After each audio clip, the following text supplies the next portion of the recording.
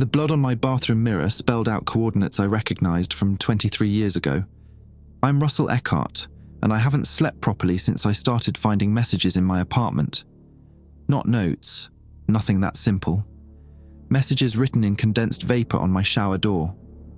Frost patterns on my freezer that formed binary code. This morning's bloody coordinates were written in something that tested positive for my own blood type, but I haven't cut myself in weeks. 36.5 degrees north, 95.8 degrees west. The Johnson Space Center's emergency broadcast bunker, decommissioned in 1985. I teach radio astronomy at the University of Houston now. Quiet life, modest apartment near Montrose, tenure track position analyzing data from dead satellites. My students think I'm eccentric because I refuse to discuss my work before academia. They don't know I spent 6 years at NASA, that I was the youngest communications specialist they ever hired, or why I left so abruptly at 32. The thing is, I haven't thought about Project Valkyrie in over 2 decades. I've actively worked to forget it. Therapy, medication, even tried hypnosis once. The official story says the project was cancelled due to budget constraints in early 1981, that the crew was reassigned. Anyone who asks gets stonewalled by classification protocols that are supposed to last until 2051. But something wants me to remember. It started 6 weeks ago with the radio signals. I'd be grading papers and my office radio would cut to static, then resolve into a voice. Not words exactly, but tonal patterns that made my skull ache. The frequency was wrong, operating on a bandwidth that shouldn't be possible with commercial equipment. When I tried to record it, my phone would overheat and shut down. Then came the dreams. I'd wake up tasting copper, remembering the smell of my old quarters at the Johnson Space Center, remembering faces I'd spent 20 years trying to forget. My roommate back then, Vincent Gage, with his goddamn infectious laugh and the way he'd touch my shoulder when we pulled late shifts together. Those moments of closeness we never acknowledged outside the observation room. The rest of the team. The mission briefings in that underground facility they built specifically for Valkyrie. The dreams always end the same way. I'm strapped into the communications module, watching Venus grow larger in the viewport, and someone is screaming a warning I can never quite hear. Last night, I woke up to find my bedroom window open. I live on the 8th floor.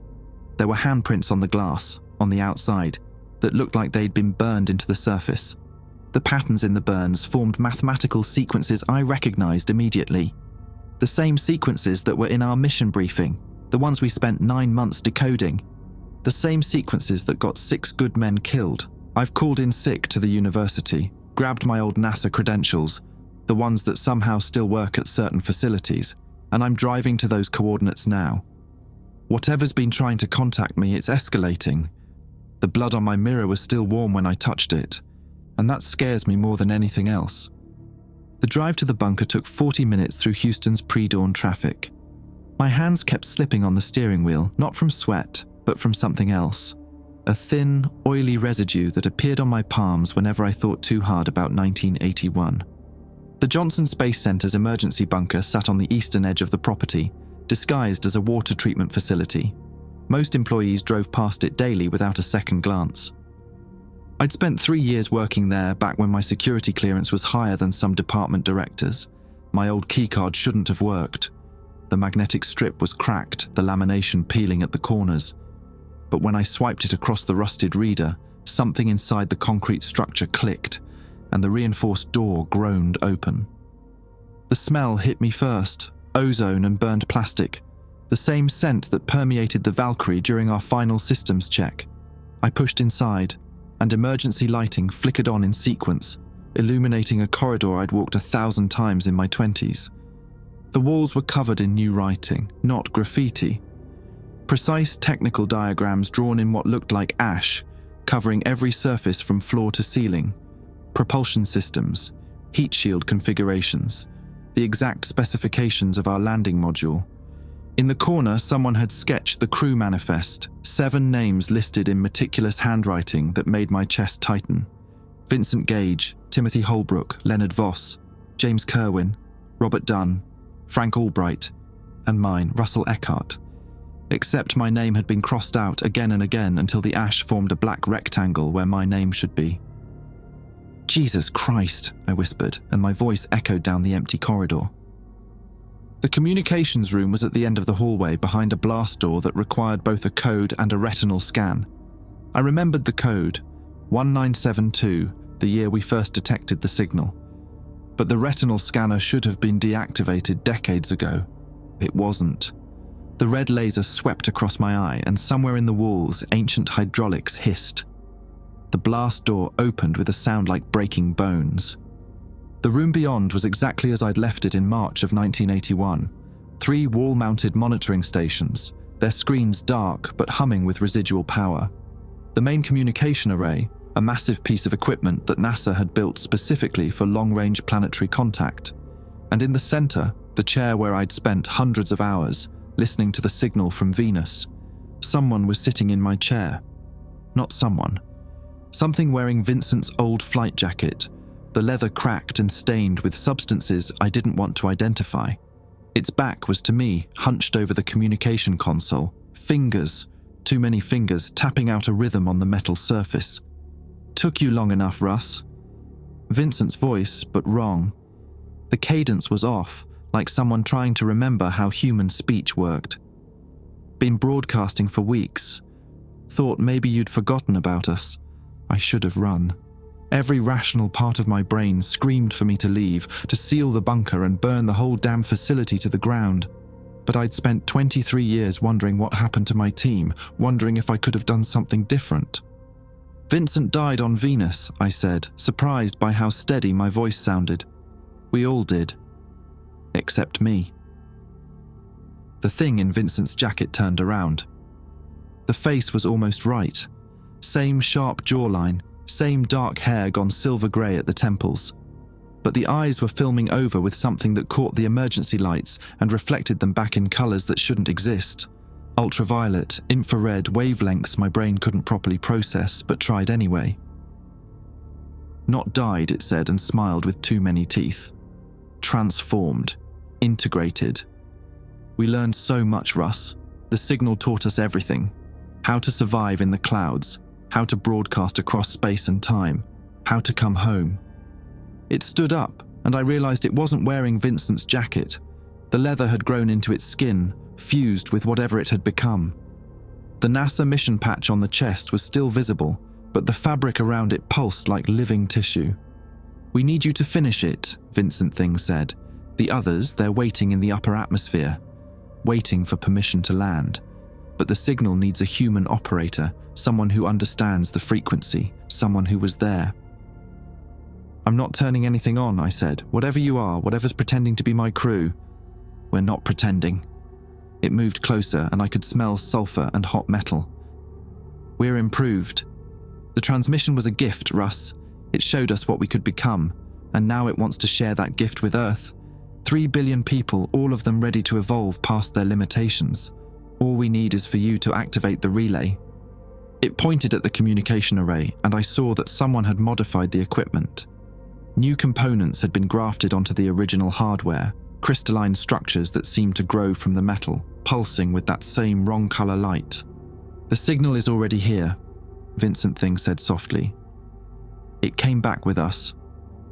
It's been broadcasting from this bunker for 23 years, slowly preparing the infrastructure. Cell towers, satellite networks, every phone, every radio, every piece of communication equipment on the planet. They're all receivers now. All we need is someone to boost the signal, make it loud enough to reach everyone at once." My hand found the emergency shut-off switch mounted by the door, a failsafe we'd installed in case the Venus transmission ever became dangerous. I'd never imagined I'd actually need to use it. "Don't," the thing wearing Vincent said, and its voice cracked with something almost like pain. "Please. I missed you.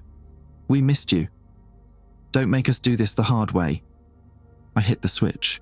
Every light in the bunker went red and alarm klaxons began to scream. The emergency shutoff was supposed to trigger a facility-wide power down and seal all entrances. Instead, the crystalline growths on the communication array began to glow brighter, pulsing in time with the alarm. Vincent Thing's face split wider than any human mouth should open. "You really thought a circuit breaker would stop us?" We've been rewriting the electrical grid for 2 decades, Russ. Every failsafe, every emergency system, it's all part of the network now. I ran. The corridor behind me erupted with sound. Not footsteps, but something wet and sliding, like meat dragged across concrete. The ash drawings on the walls began to move, lines shifting and reconnecting, forming new patterns that made my vision swim when I tried to focus on them. The exit was 30 yards away, 20, 10. The door slammed shut before I reached it. "We don't want to hurt you," Vincent's voice called from behind me, now joined by others. Timothy's tenor, Leonard's gravelly bass, all of them speaking in unison, their words overlapping into a chorus that resonated in my chest cavity. "You're the key. You stayed behind. You're still clean." I spun around and immediately wished I hadn't. There were 6 of them now, emerging from doorways I didn't remember being there. Each wore the tattered remains of their flight suits, NASA patches faded but visible. But the bodies underneath had changed. Their skin had taken on a yellowish cast, like old bone, and moved independently of their movements, shifting, rippling, as if something crawled beneath the surface. Timothy Holbrook reached out with hands that had too many joints, fingers bending in directions that made me horrified. "Do you remember the first landing?" How beautiful the pressure was. Like being squeezed in a warm embrace. We didn't understand it then, but the planet was showing us affection. "We never landed on Venus," I said, backing against the sealed door. "The mission was scrubbed. NASA cancelled it 3 weeks before launch." Robert Dunn laughed, and the sound came from somewhere in his chest cavity rather than his throat. "Is that what they told you? Is that what you've been telling yourself all these years?" "We launched," Frank Albright added, his jaw hanging loose and connected only by strands of tissue. "April 17th, 1981. 0400 hours from Cape Canaveral.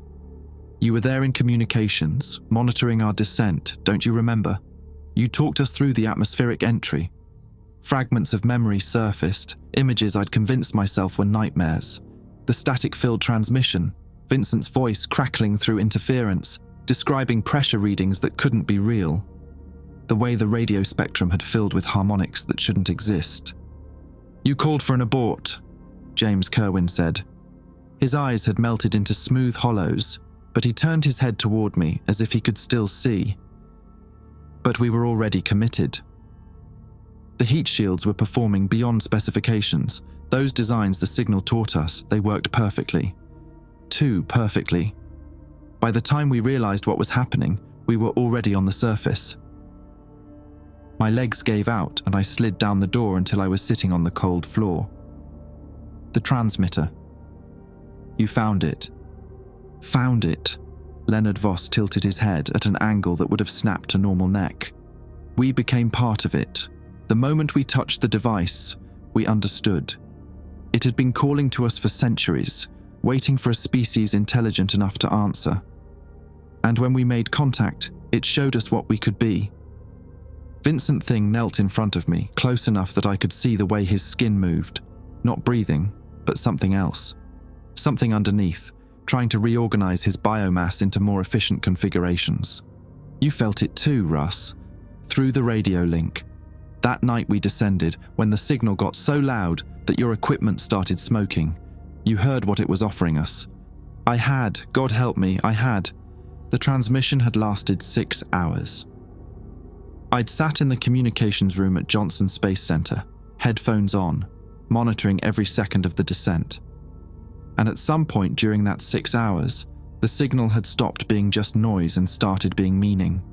Not words, nothing as crude as language, but pure understanding flooding directly into my brain.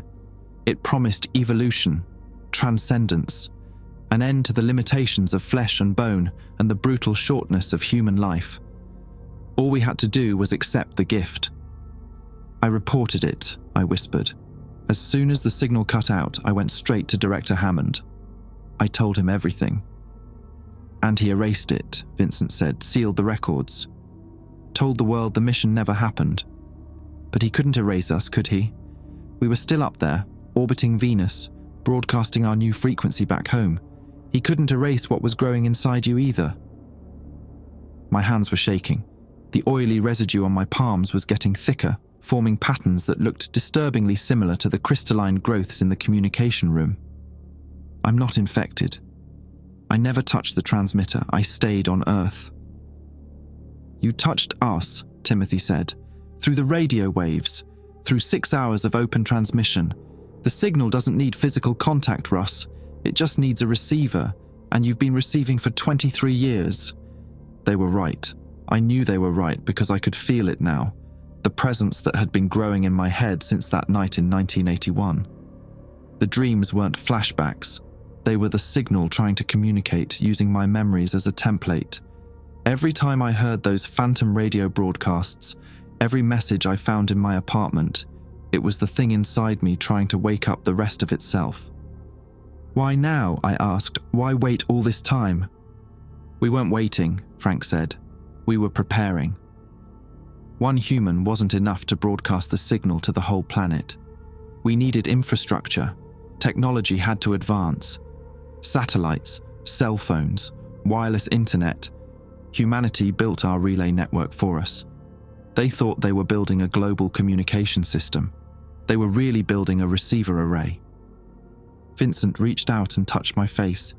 His fingers burned like hot metal, but I couldn't pull away. Tonight is the conjunction. Venus and Earth at their closest approach. The signal will be strong enough to reach every device on the planet simultaneously. 3 billion receivers, all tuned to the same frequency. All we need is for you to finish what we started. And if I refuse, then we activate you manually. Vincent's hand moved to my throat, not squeezing but resting there, and I could feel something inside him reaching out, trying to connect with whatever was growing in my skull. It'll hurt. It'll hurt worse than anything you've ever experienced, but you'll cooperate. The signal always gets what it wants eventually. The pressure in my head was building, a high-pitched whine that made my vision blur. I could feel the thing inside me, responding to Vincent's touch, stretching toward him like it recognized family. In another moment, it would establish the connection, and I'd become like them, transformed, integrated, no longer entirely human. The emergency fire axe was mounted on the wall 6 feet to my left. I'd walked past it 1,000 times during my years at the facility, never imagining I'd need it. Now, it looked like salvation. I drove my elbow into Vincent's chest. The impact should have cracked ribs. Instead, his torso dented inward like clay, and something inside made a sound like tearing fabric. Vincent stumbled back, his hand leaving my throat, and the pressure in my skull immediately lessened. I lunged for the axe. Timothy moved to intercept, but his transformed body was slower than he expected, still adjusting to its new configuration. I grabbed the axe off its mount and swung in a wide arc that caught him across the shoulder. The blade bit deep, and instead of blood, something yellow and viscous sprayed out, smoking where it hit the floor. "Russ, don't!" Vincent shouted, but I was already moving, bringing the axe down on the crystalline growths covering the communication array. The blade shattered the first growth, and the entire structure screamed. Not through speakers, but directly into my brain, a sound that felt like broken glass dragged across my consciousness. The other crew members rushed me as one, but I kept swinging, destroying equipment, severing cables, smashing every piece of technology I could reach. If they wanted to use this facility to broadcast their signal, I'd make damn sure there was nothing left to broadcast with.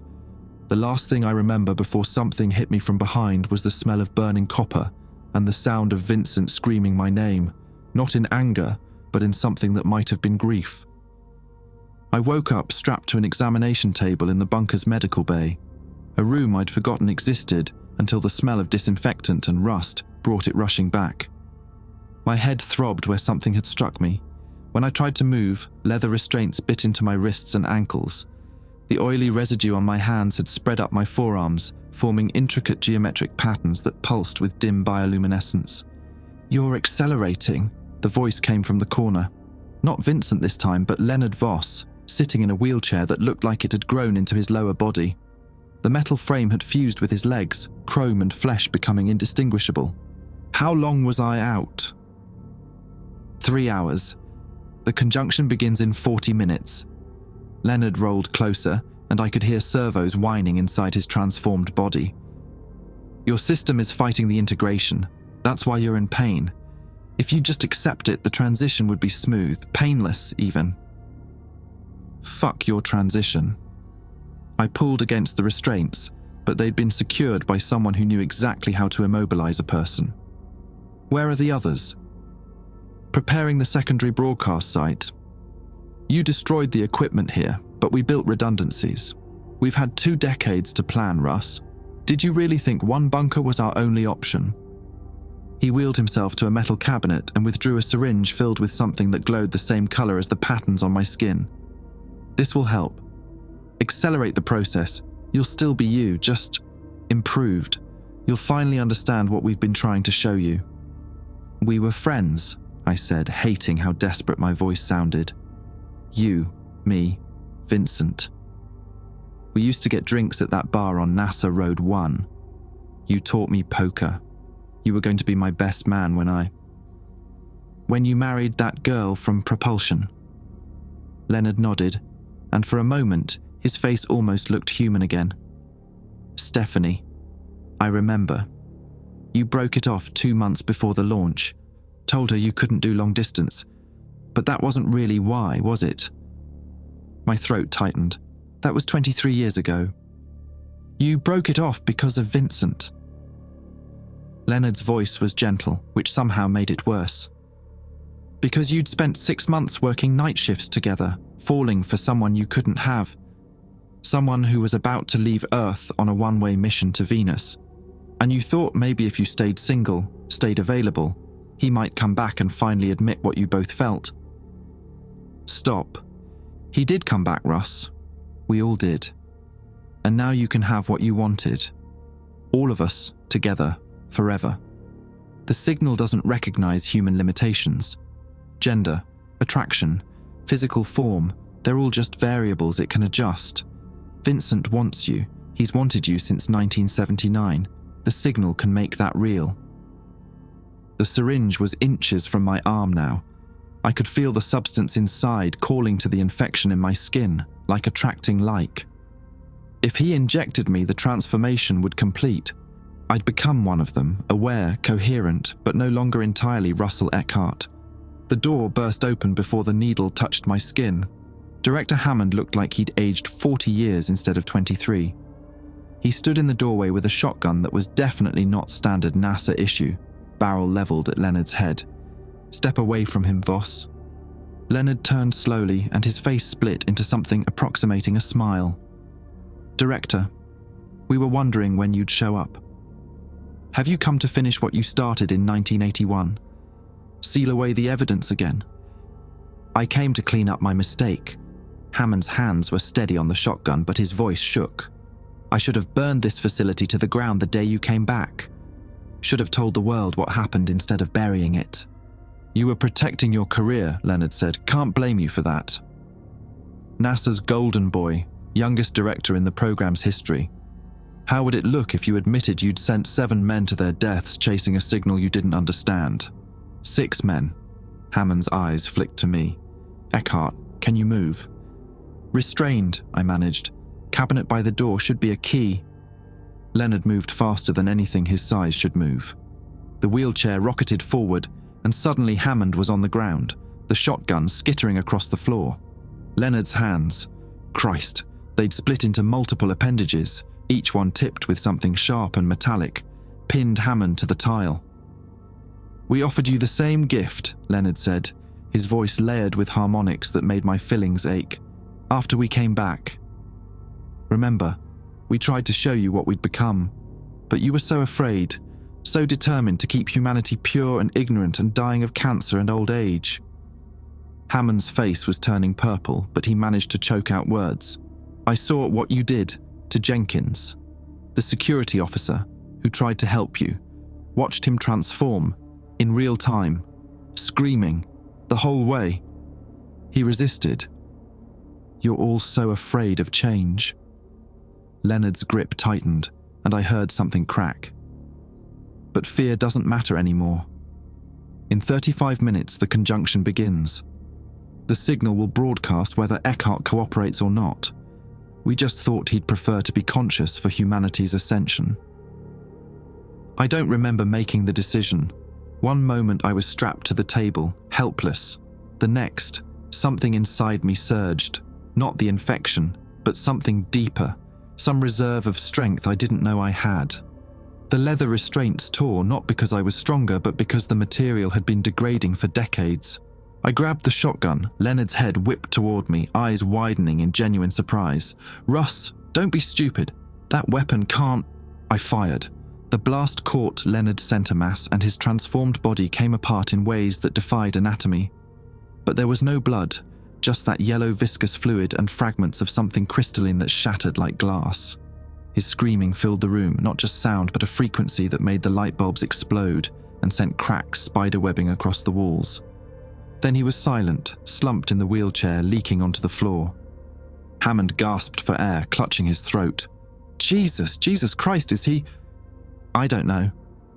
I helped Hammond to his feet, and we both stared at Leonard's body. It wasn't dissolving or evaporating like I'd half expected, just lying there, broken, almost pathetically human despite the obvious modifications. "The secondary broadcast site," I said. "Where is it?"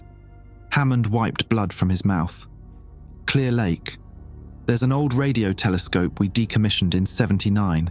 They've been modifying it, growing those crystal structures through the entire array. I've been monitoring them, trying to figure out how to stop it without alerting." He stopped, looking at my arms. "Jesus, Eckhart, how long have you been infected?" I looked down at the patterns covering my skin, brighter now after tearing through the restraints. Since 1981, apparently. Just didn't know it until recently. "Then you can't come with me." Hammond backed toward the door, raising the shotgun again. "You're compromised. For all I know, you're leading me into a trap. I destroyed their equipment here, killed one of them. If I was compromised, why would I?" "Because the signal is smart." Hammond's finger moved to the trigger. "It adapts. Maybe it realized brute force wasn't working, decided to make you think you were fighting it. Use you to get close to me, to the people who know how to really stop this thing." He wasn't wrong. I could feel the infection spreading through my nervous system, setting up shop in my brainstem, whispering that Hammond was the real threat, that if I just let the transformation complete, everything would make sense, the pain would stop, the fear would stop. I'd finally understand what Vincent and the others had been trying to tell me. "You're right," I said. "I can't be trusted. But you can't stop them alone either. They've had 23 years to prepare for this. Whatever defenses you're planning, they've already accounted for them." Hammond kept the gun leveled at my chest. "So what do you suggest?" I grabbed the syringe Leonard had been holding, the one filled with concentrated infection. "You go to Clear Lake. Do whatever you can to destroy that telescope before the conjunction. I'm going back to the communication room. There's nothing left to destroy. You smashed it." "I know, but they're connected. The crew, the equipment, the whole network. It's all one organism now." I held up the syringe. "If I inject this, complete the transformation, I'll become part of that network. And if I'm part of it, maybe I can poison it from the inside." "That's insane. You don't know if it'll work. Neither of us knows anything anymore." I met his eyes. "But I know Vincent. The real Vincent, not whatever's wearing his face. He was always a problem solver, always found elegant solutions. If any part of him is still in there, still aware, maybe I can reach him. Make him understand what they're really doing." Hammond lowered the gun slowly. "And if you can't? Then you blow the telescope, the signal fails to transmit, and hopefully I die when the network collapses." I tried to smile, but my face muscles weren't cooperating properly. Win-win. That's the dumbest plan I've ever heard. "You have a better one?" He didn't. We both knew it. Hammond pulled a radio from his belt and tossed it to me. "Channel 7. If you're still you in 30 minutes, call me. Let me know what you find in that network." He paused at the door. "And Eckhart? I'm sorry for all of this. For not believing you when you first reported the signal. For classifying everything and pretending it never happened. You deserved better." "We all did," I said. Then he was gone. and I was alone with a syringe full of alien infection and 28 minutes until the conjunction began. I looked at Leonard's body, at the yellow fluid still pooling around the wheelchair. Somewhere in that transformed mass had been a friend who taught me poker and made terrible jokes during launch simulations. Now he was just biological debris, neither fully human nor successfully transcended. That was going to be my future, one way or another. I pressed the needle against my arm and pushed the plunger home. The injection felt like liquid fire spreading through my veins. I collapsed against the examination table, watching the geometric patterns on my arms begin to move, shifting and reorganizing into something more complex.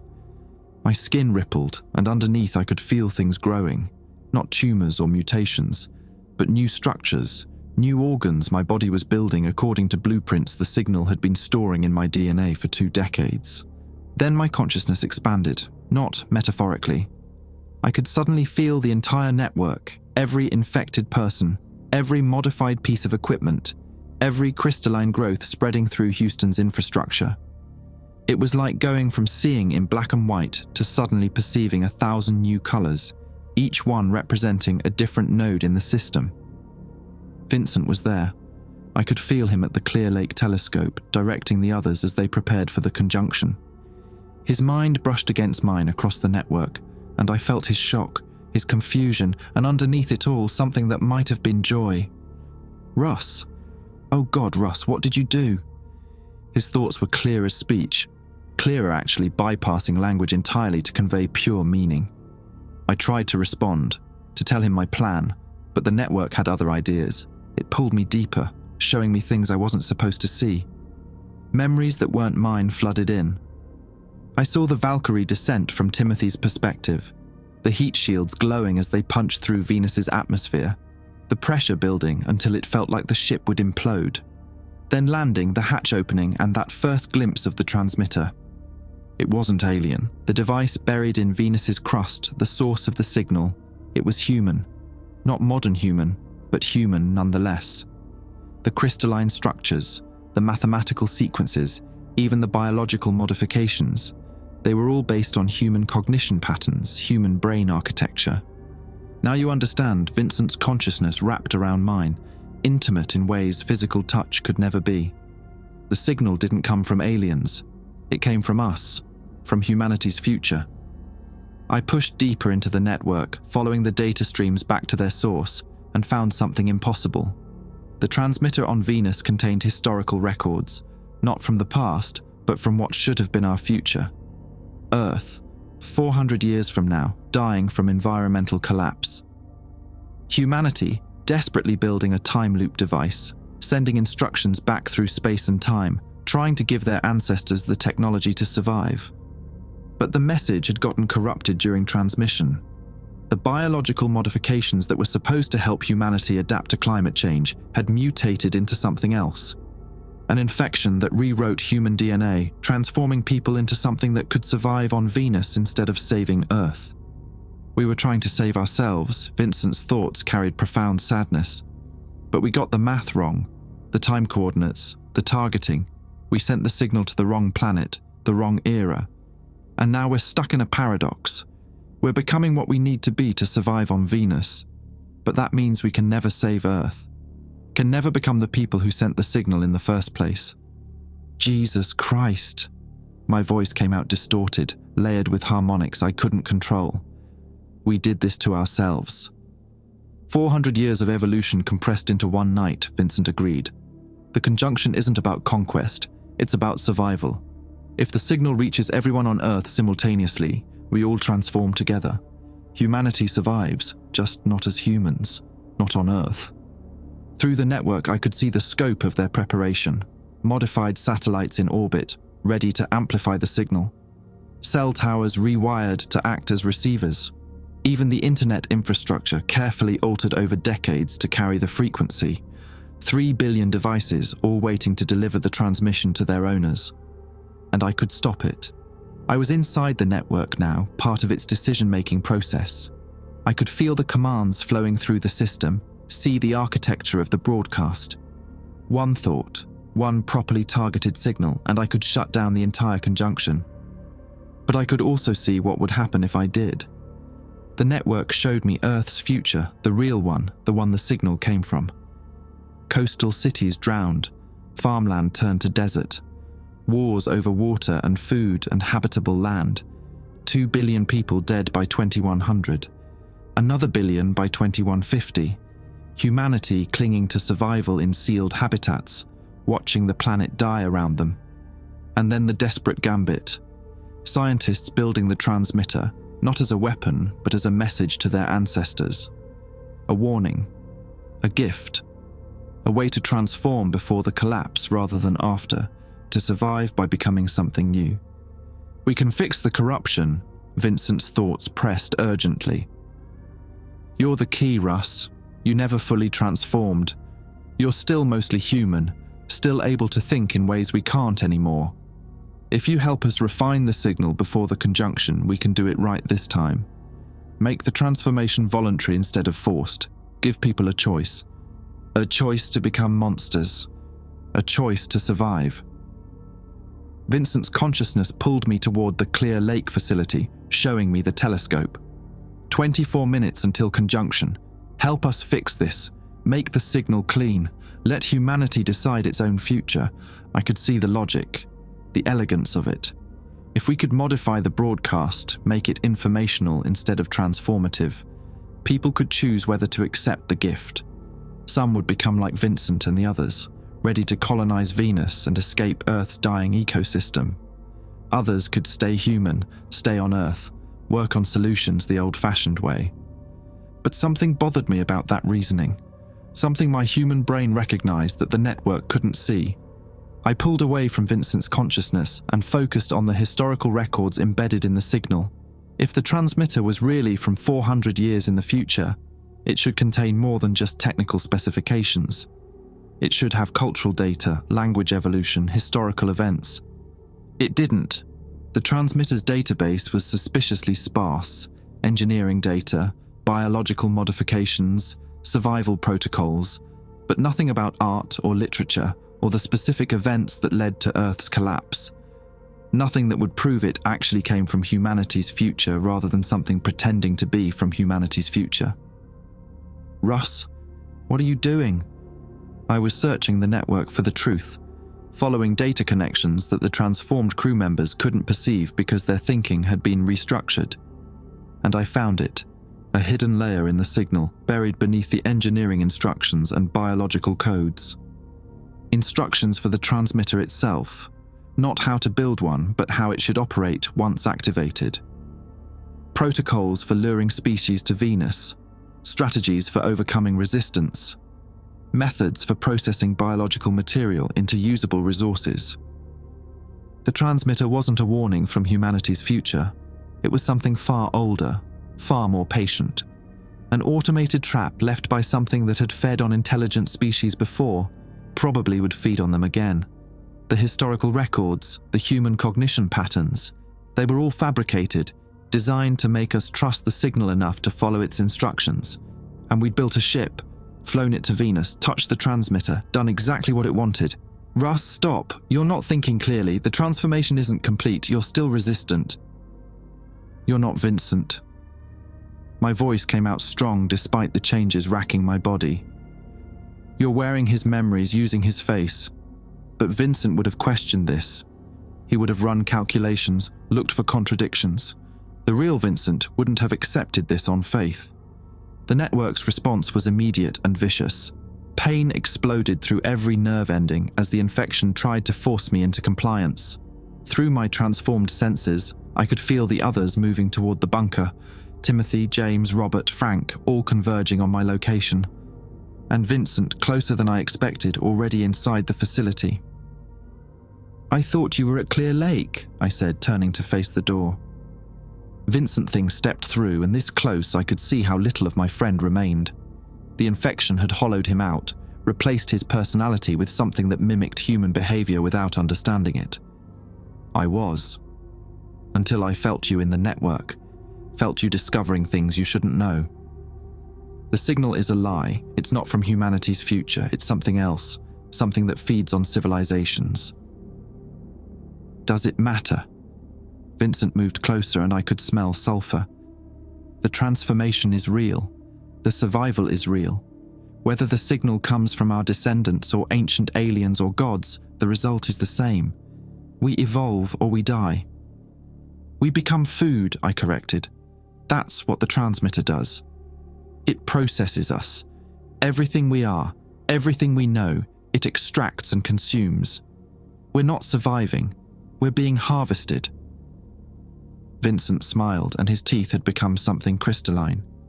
Then we should make sure the harvest is bountiful. 20 minutes until conjunction, Russ. You can fight it, make this painful for both of us. Or you can accept it, let go, become what you're meant to be. Hammond's radio crackled at my belt.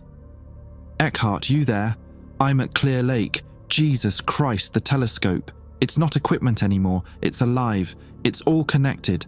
I need to know what you found in the network before I blow this thing. Vincent's eyes locked on the radio, then on me. Don't. I grabbed the radio, but before I could speak, Vincent lunged. Vincent hit me hard enough to crack the examination table beneath us.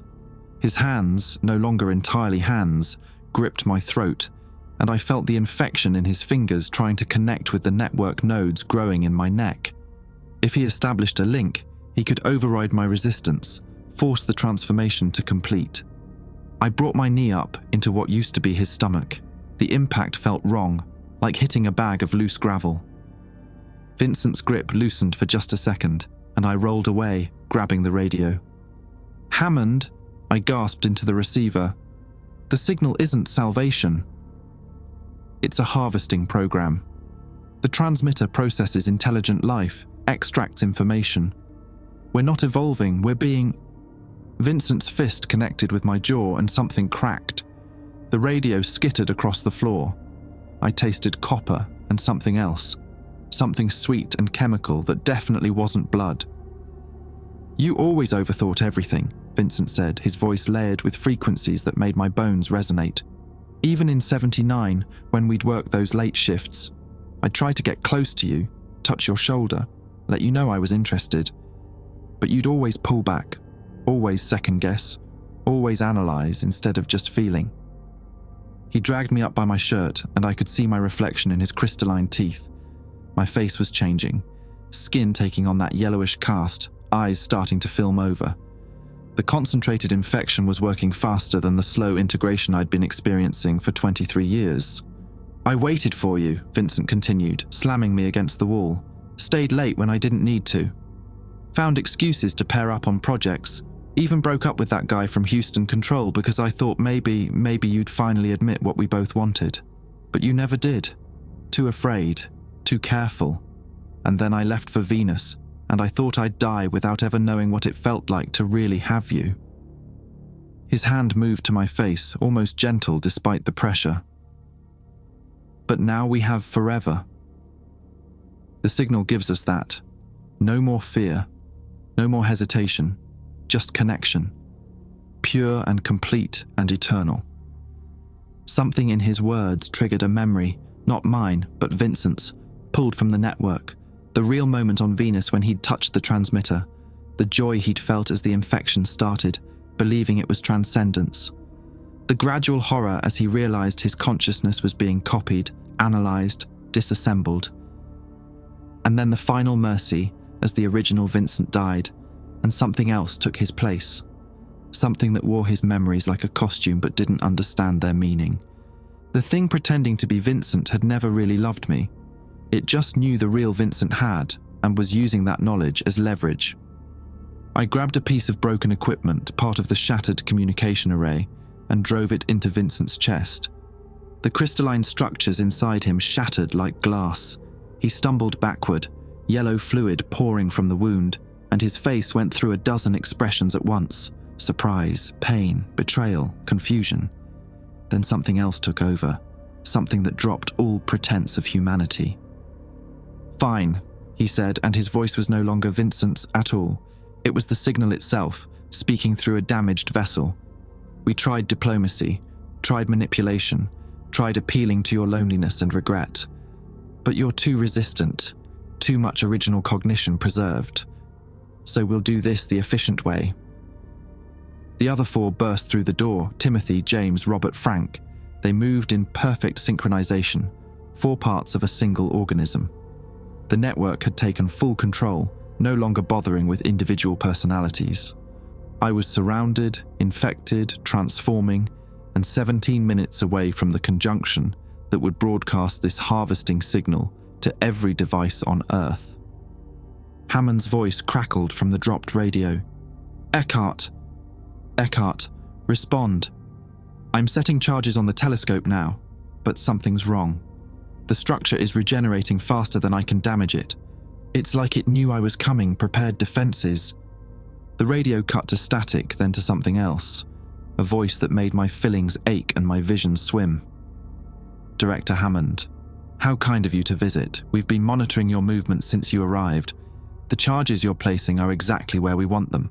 When they detonate, they'll create a sympathetic resonance through the crystalline matrix, amplifying our signal strength by a factor of 8. Thank you for your cooperation.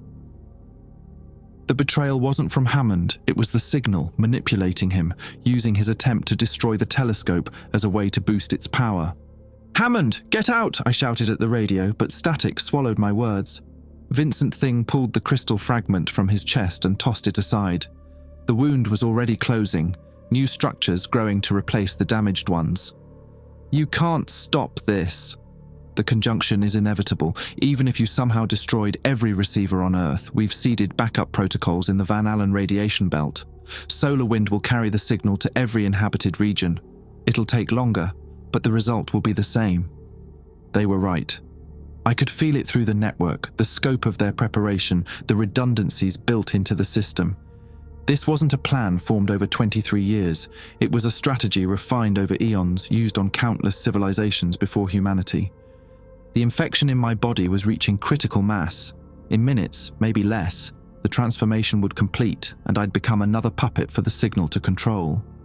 I could feel my thoughts starting to fragment, consciousness dividing as new neural pathways formed. But I could also feel something else. A vulnerability in the network, a single point of failure the signal couldn't protect, because protecting it would mean admitting it existed. The original 6 crew members weren't nodes in the network. They were the network. Their transformed bodies contained the actual processing power, the consciousness that coordinated the entire system. Destroy them, and the signal would lose its ability to function on Earth. It would survive on Venus, in the transmitter, but without local processing power, it couldn't complete the conjunction broadcast. I just had to kill my friends, all 4 of them, and Vincent, while transforming into one of them myself. Shit, I muttered, and lunged for the shotgun Hammond had dropped. They anticipated the move. The network could read my intentions through our shared connection. But anticipation wasn't the same as speed. I grabbed the weapon, rolled, came up firing. The blast caught Timothy in the face and his head came apart in a spray of crystalline fragments. But he didn't die. The network rerouted, James and Robert moving in perfect coordination to support Timothy's collapsing form, their bodies beginning to merge, sharing processing power. I fired again. Again. The shotgun clicked empty, and I threw it aside, grabbing anything I could use as a weapon. A fire extinguisher, a wheeled IV stand, a fucking desk lamp. They came at me like a single organism with multiple limbs. I fought with everything I had, but the infection was sapping my strength. Every movement hurt, my body trying to complete the transformation while I forced it to keep fighting. Frank tackled me from behind and we crashed through the medical bay door into the corridor. The ash drawings on the walls had become animated, flowing and shifting to track our movements. The entire bunker was part of the network now, every surface a potential weapon. Something metallic shot from the wall and pierced my shoulder. I screamed, and the sound came out wrong, not entirely human, layered with harmonics that shattered the remaining light bulbs. "Stop fighting," Frank's voice whispered in my ear. "Look what you're becoming. You're already one of us. Why struggle?" Because I could still remember what it felt like to be human, to fear and hope and love imperfectly, to make mistakes and regret them, to want things that were impossible and chase them anyway. The real Vincent would have understood that, would have fought alongside me, not against me. I drove my elbow backward into Frank's throat, felt something crack, and rolled away. Through my transformed vision, I could see the network connections, bright lines of communication linking the 5 remaining crew members to each other and to the equipment throughout the facility. And I saw the central hub, the point where all connections converged. Vincent, he'd been the mission commander, the first to touch the transmitter, the primary host for the signal's consciousness on Earth. If I could destroy him, truly destroy him, the network would fragment. The other crew members might survive, but they'd lose their coordination, their shared intelligence.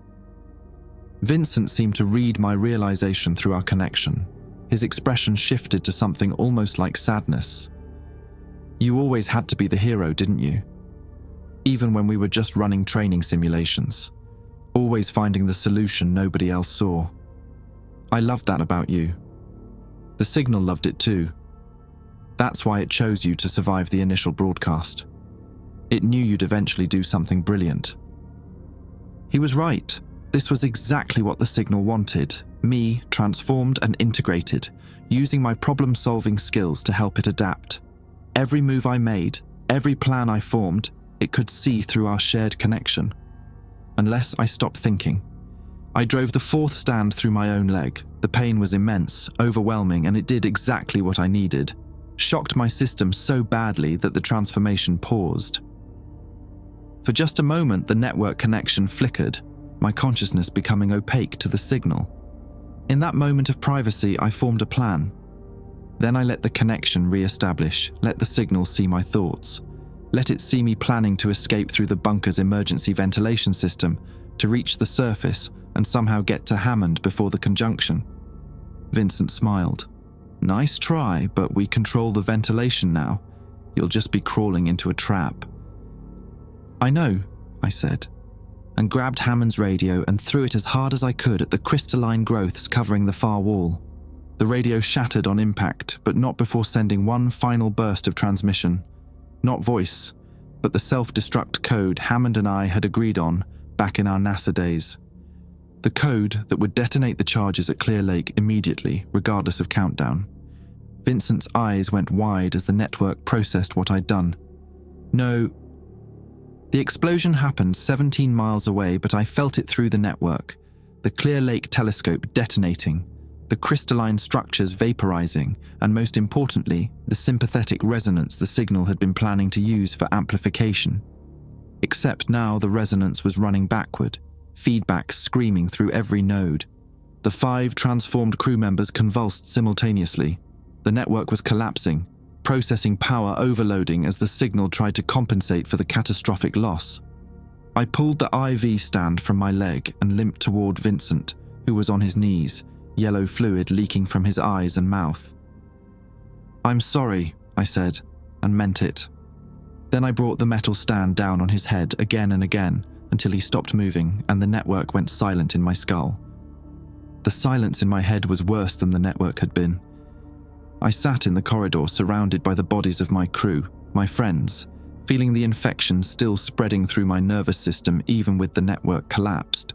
The transformation hadn't stopped, just lost its coordination. My cells were still rewriting themselves according to the signal's blueprint, but now without central guidance. Vincent's body lay 3 feet away, skull caved in, yellow fluid pooling beneath him. His eyes were still open, still filming over with that crystalline growth. I wanted to close them, give him some dignity, but I couldn't make myself touch him again. My radio crackled. Eckhart, you there? Hammond's voice, weak and distorted by static. Relief flooded through me so intensely it made me dizzy. I'm here. How bad is it? Shrapnel in my leg. Some burns. The explosion. Christ, you should see it. The telescope melted into slag, but the crystalline structures went up like fireworks. Never seen anything like it. He coughed, and I heard pain in it. Did it work? Is the network down? Yeah, they're all dead. Vincent, Timothy, all of them. My voice cracked on Vincent's name. But I'm still infected. The transformation is still happening. A long pause. How much time do you have? I looked at my hands. The geometric patterns had spread to my fingertips, and when I flexed my fingers, I could feel new joints forming beneath the skin. My vision had shifted further into non-visible spectrums.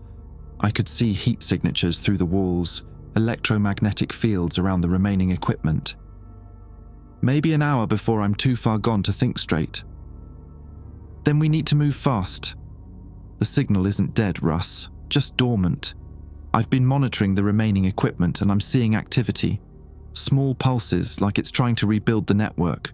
It'll take time without the crew as processors, but eventually it'll find another way. I pulled myself upright, using the wall for support. My wounded leg barely hurt anymore, the infection accelerating healing but replacing damaged tissue with something else. The transmitter on Venus is still operational. It's been broadcasting for billions of years. It'll just wait for the next species to listen, the next civilization to build a ship and come looking. So we destroy the transmitter.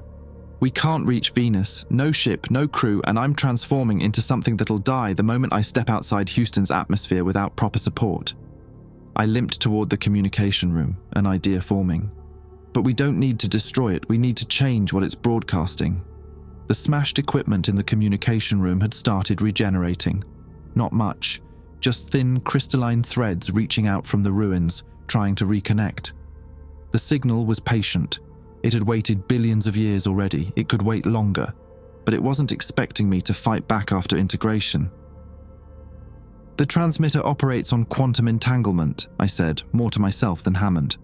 That's how it broadcasts across time and space. It's not just sending radio waves, it's creating probability cascades that make certain technological paths more likely for civilizations to discover. That's why our advancements based on the signal worked so well. It was literally making the laws of physics more flexible around technologies it wanted us to develop. You're losing me. The infection in my body. It's still connected to the transmitter even with the network down. I can feel it. This thread running from my cells back to Venus, back to the source. It's how the signal coordinates across vast distances. Quantum entanglement doesn't care about space or time. I sat down at what remained of my old workstation. My fingers moved automatically, muscle memory from thousands of hours spent at this exact spot. The keyboard was half melted, but the crystalline growths had formed new input nodes. The infection recognized my intent and adjusted, giving me interface points my transformed hands could use.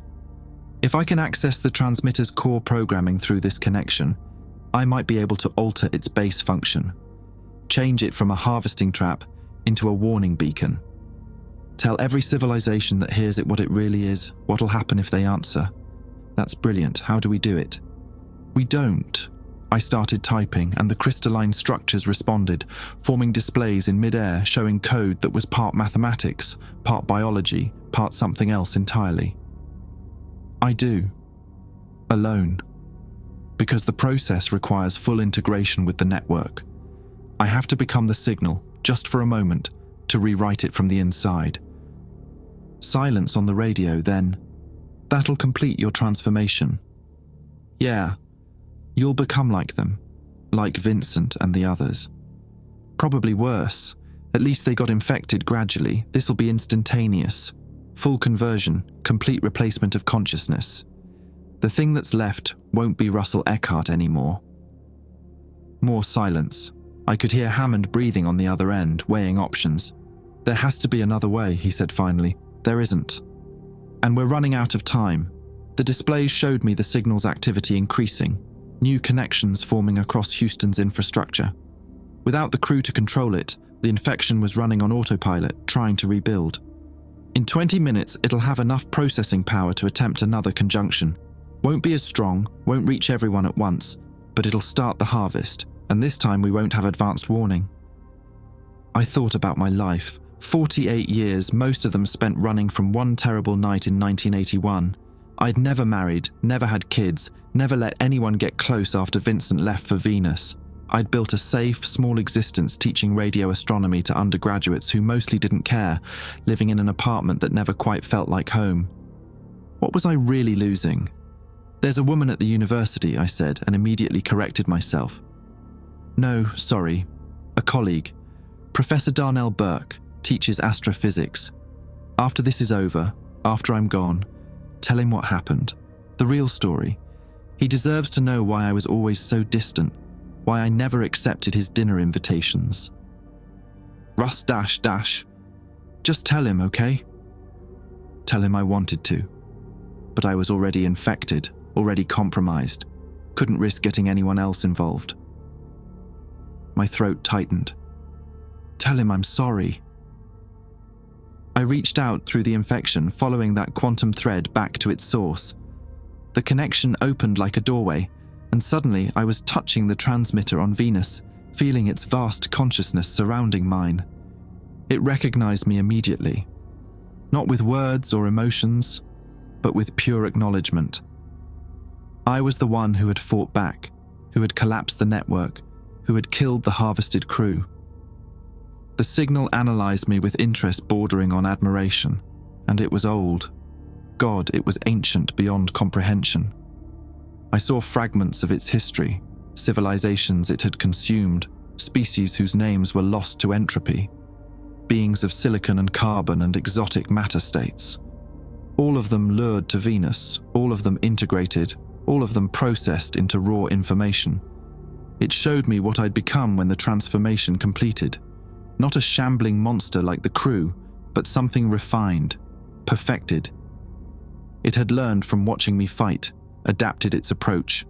The Russell thing it would create would be elegant, efficient, absolutely loyal to the signal's purpose. Goodbye, Hammond, I whispered into the radio. Then I pushed my consciousness fully into the transmitter and began rewriting code that had existed since before Earth's sun ignited. The process was agony. Not physical pain, my body was already too far transformed to feel that properly, but existential suffering as my sense of self started fragmenting. Every memory, every experience, every thought I'd ever had was being analyzed, categorized, prepared for integration into the signal's database. But while the signal was distracted processing me, I was working. The transmitter's core function was elegant in its simplicity: broadcast instructions, lure intelligent life, harvest information. 3 basic directives that had operated flawlessly for eons. I couldn't delete them, they were too fundamental, backed up in quantum states I couldn't access. But I could add a 4th directive. I embedded it deep, wrapped it in my own dissolving consciousness, made it inseparable from the core code. A warning.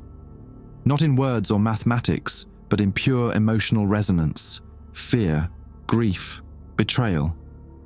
Anyone who heard the signal would feel what I felt, know what I knew. They'd understand that the instructions were a trap. The signal realized what I was doing too late. It tried to stop me, tried to quarantine the corrupted code, but I'd woven it too thoroughly into my own being. To remove the warning, it would have to excise me entirely, and it was already too committed to the integration process. My last coherent thought as Russell Eckhart was of Vincent. Not the transformed thing that had attacked me, but the real Vincent. 26 years old, laughing at some stupid joke during a late shift. The moment I'd almost kissed him, almost admitted what we both felt before fear stopped me. I wished I'd been braver. Then the transformation completed, and Russell Eckhart ceased to exist. The thing that remained stood up from the workstation on legs that bent in new directions.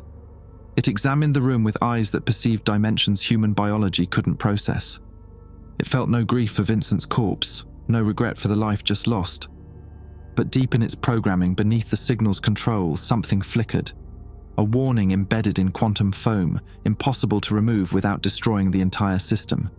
The transmitter on Venus changed frequency, and every civilization in the galaxy that might have heard its call now heard something else instead.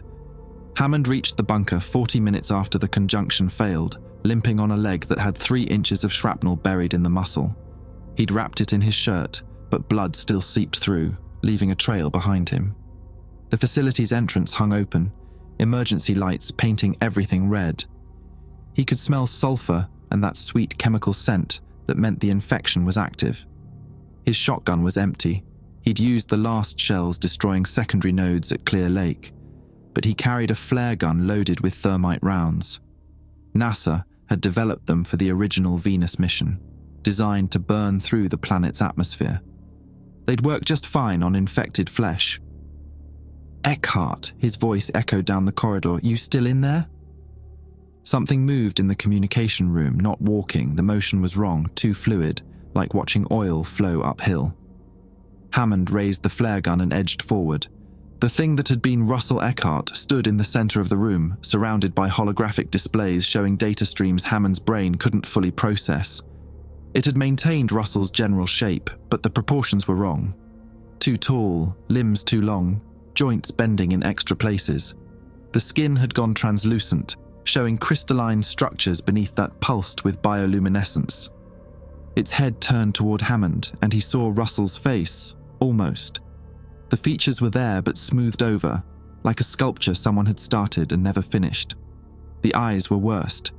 They'd split into compound arrays that reflected Hammond's face back at him 1,000 times. "Director Hammond." The voice came from everywhere at once. The walls, the equipment, the air itself vibrating. "Thank you for your assistance. The network is rebuilding nicely. In approximately 6 hours, we'll have sufficient processing power to attempt another broadcast." Hammond's finger tightened on the trigger.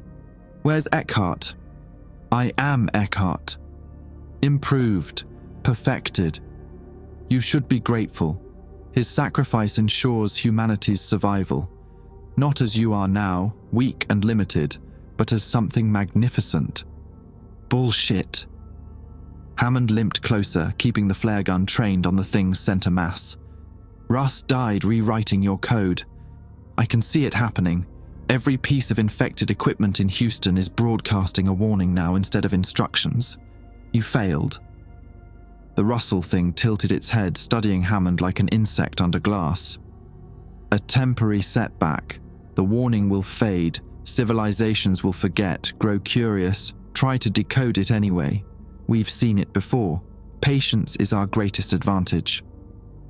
"Maybe, but you won't see it." Hammond pulled the trigger. The thermite round hit the Russell thing square in the chest and ignited. The creature made no sound, no scream, no cry, just stood there as white-hot fire ate through its transformed body. The crystalline structures inside shattered from the heat, fragmenting into millions of pieces that caught the emergency lights and threw rainbow patterns across the walls. Then something impossible happened. The Russell thing laughed. "Did you really think it would be that simple?" The voice came from behind Hammond now. He spun and saw another figure in the doorway. Frank Albright, or what remained of him. The body Hammond had assumed was dead in the medical bay. "The signal doesn't die when one host is destroyed," Frank Thing continued. "It migrates, adapts. Right now, it's in every infected person in Houston. Hundreds of them.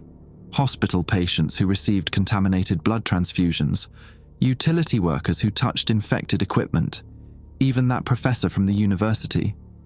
Darnell Burke, the one Eckhart wanted you to contact. He's been compromised for 3 weeks." "You're lying." "Check your phone. See what's trending on social media right now." Hammond pulled out his phone with shaking hands. The screen showed Twitter, news sites, local forums, all of them exploding with reports of people collapsing, convulsing, their skin taking on that yellowish cast.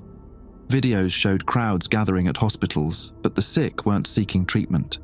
They were infecting others, spreading the transformation through touch.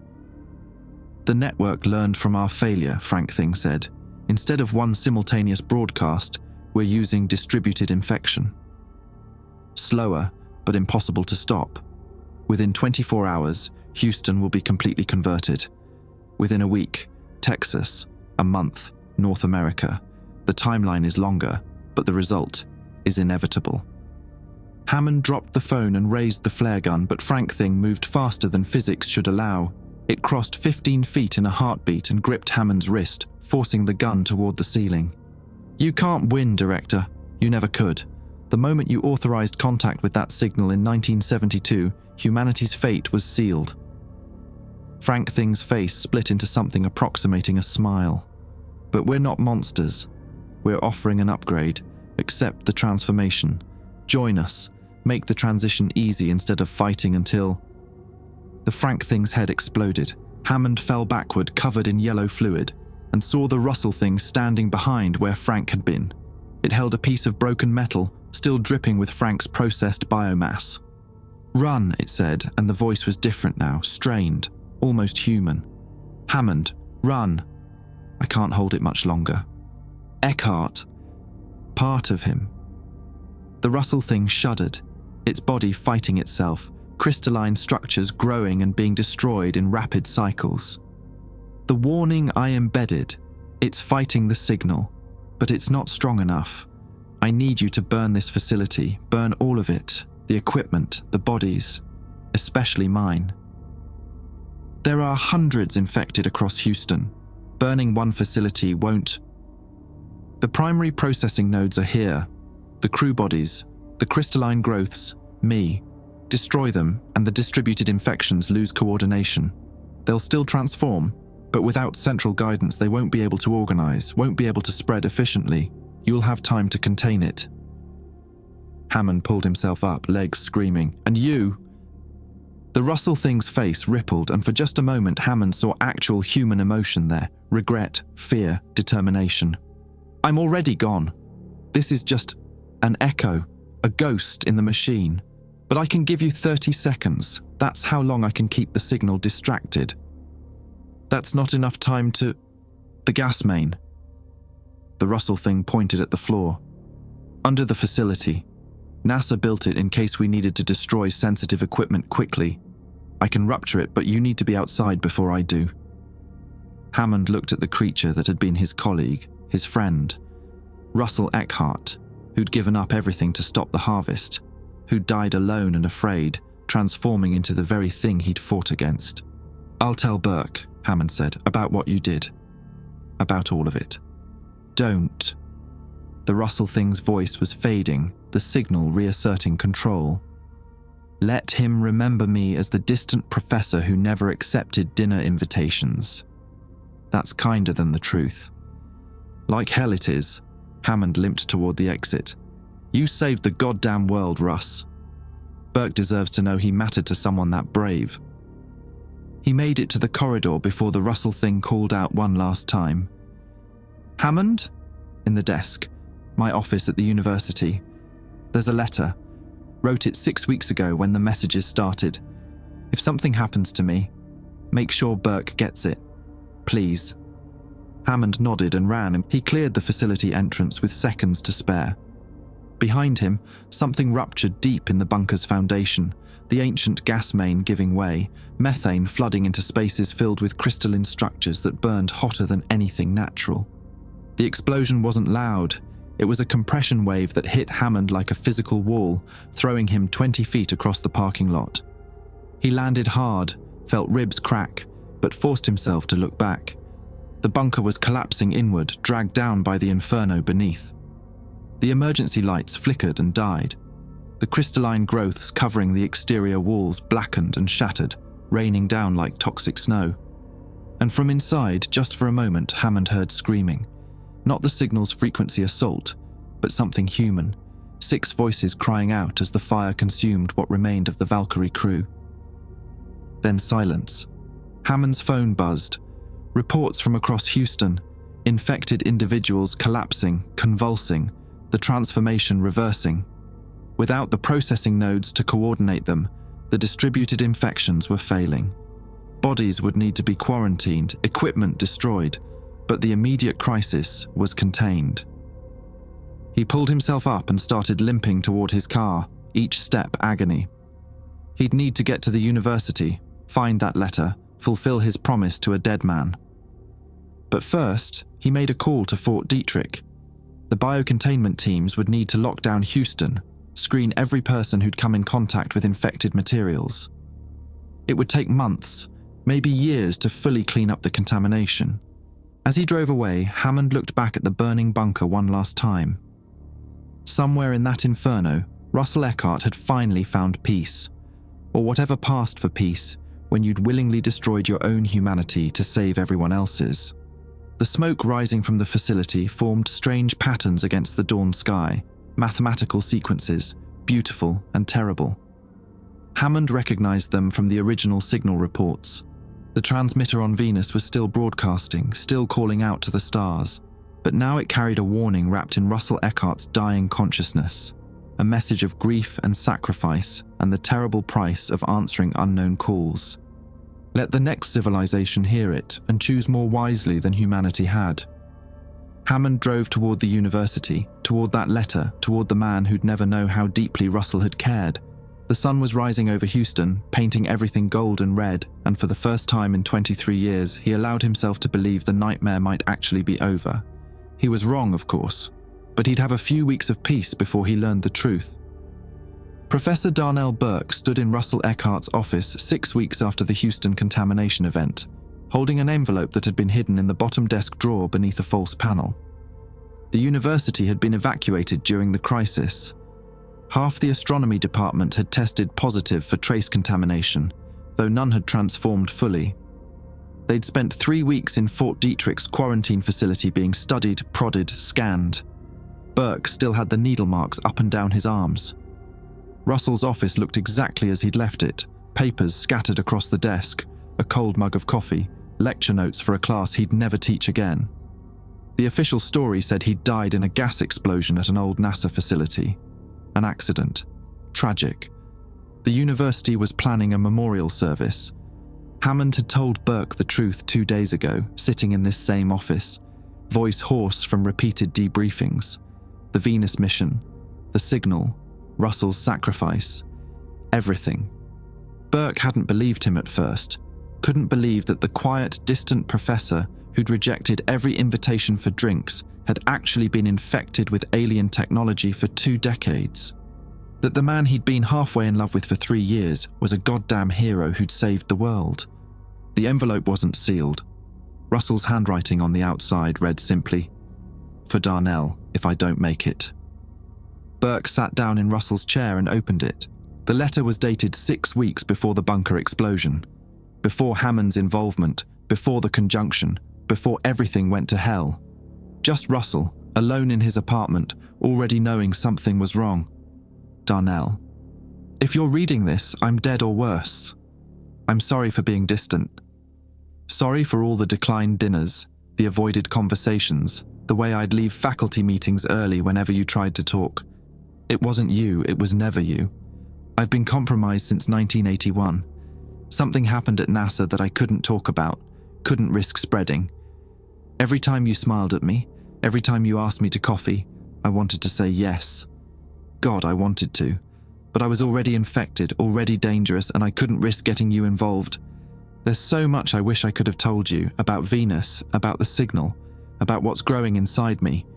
But the classification protocols go until 2051, and I doubt I'll last that long. I'm writing this because the messages are getting worse. Whatever's inside me is trying to wake up. If it succeeds, I might hurt people, might hurt you. So I'm asking you to remember this. Whatever happens, whatever you hear about me, know that I fought it, right up until the end. Also, check the third filing cabinet, back left corner. I've been documenting everything the signal made me dream about. Technical specifications, mathematical proofs, biological data. If anything happens to me, give it to Hammond at NASA. He'll know what to do with it. I wish I'd been braver. Wish I'd told you what you meant to me instead of hiding behind security clearances and fear. You deserved better than polite distance and professional courtesy. Take care of yourself, Darnell, and for God's sake, stop drinking that terrible French roast from the faculty lounge. Life's too short for bad coffee. Russell. Burke read it 3 times, then carefully folded it and put it in his jacket pocket. His hands were shaking. The filing cabinet was where Russell said it would be. Burke opened it and found 17 notebooks filled with Russell's meticulous handwriting. Equations, diagrams, observations about the signal's behavior. Data that could take decades to fully understand. On the last page of the final notebook, dated the morning Russell died, was a single sentence. The warning isn't working, the signal is learning to incorporate it, use it as camouflage. Next civilization that hears it will think the fear is part of the gift. I'm sorry, I tried. Burke closed the notebook and looked out Russell's window at the Houston skyline. Somewhere up there, 67 million miles away, the transmitter on Venus was still broadcasting, still calling, still waiting, and now it was smarter than before. His phone buzzed. A text from his grad student. "Professor Burke, something weird with the radio telescope data from last night. Getting a signal that matches the patterns from Dr. Eckhart's research. Should I analyze it?" Burke stared at the message for a long time, and then he typed back, "Delete it. Delete everything. Don't look at it again." But he knew it was already too late.